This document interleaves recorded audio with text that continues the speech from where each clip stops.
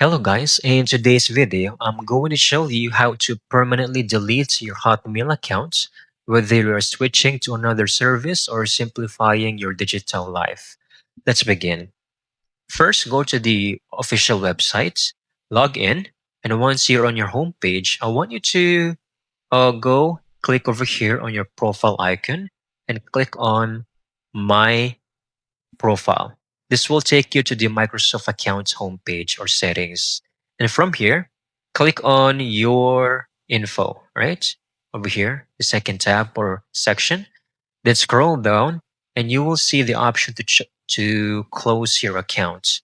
Make sure to carefully review the warnings, back up any important data, and follow all of the on-screen steps to confirm. And Microsoft will definitely ask for codes and uh, making sure that you are the right person who's going to make these permanent changes.